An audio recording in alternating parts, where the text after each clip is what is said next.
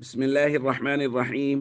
عن أبي هريرة رضي الله تعالى عنه قال قال رسول الله صلى الله تعالى عليه وسلم من كذب علي متعمدا فليتبوأ مقعده من النار.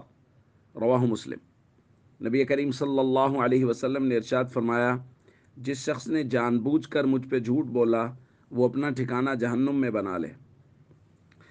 دوستو، نبی کریم صلی اللہ علیہ وسلم کی طرف کوئی ایسی بات منسوب کرنا جو آقا صلی اللہ علیہ وسلم نے نہیں فرمائی، یہ بات سخت گناہ ہے اور شریعت کی نظر میں انتہائی ناپسندیدہ ہے۔ انہی باتوں میں سے ایک بات ہے کہ ربیع الاول کی اگر کوئی شخص کسی کو مبارک دے دے تو اس پر جنت واجب ہو جاتی ہے، جہنم کی آگ حرام ہو جاتی ہے۔ یہ بات ہمارے معاشرے میں بہت زیادہ معروف ہو گئی، گو کہ اب سوشل میڈیا پہ اس کے خلاف بہت بڑی کیمپین بھی چل رہی ہے، لوگ اس کو بیان بھی کر رہے ہیں کہ ایسا نہیں